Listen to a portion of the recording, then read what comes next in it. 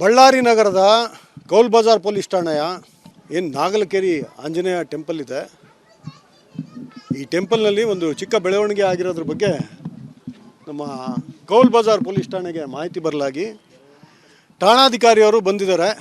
ಬಂದು ಏನು ಟೆಂಪಲ್ನ ಸಂಬಂಧಪಟ್ಟ ಅಧಿಕಾರಿಗಳಿದ್ದಾರೆ, ಅವ್ರನ್ನೆಲ್ಲ ವಿಚಾರಣೆಗೊಳಪಡಿಸಿದ್ದಾರೆ. ಯಾವ ರೀತಿ ಆಗಿದೆ ಏನು ಅದನ್ನು ನಾವು ಸ್ಪಷ್ಟವಾಗಿ ತನಿಖೆ ಮಾಡ್ತೀವಿ.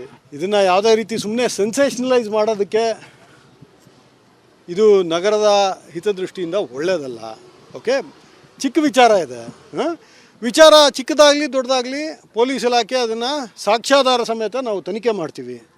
ನಾವು ಸಂಬಂಧಪಟ್ಟ ಎಲ್ಲರೊಂದಿಗೆ ಮುಕ್ತವಾಗಿ ಸಂವಾದ ನಡೆಸ್ತಾ ಇದ್ದೀವಿ. ಎಲ್ಲರಿಗೂ ಅನಿಸುತ್ತೆ ಯಾವುದು ಇದೇ ಥಿಯರಿ ಅಂತ ಯಾರೂ ಏನು ಹೇಳ್ತಾ ಇಲ್ಲ.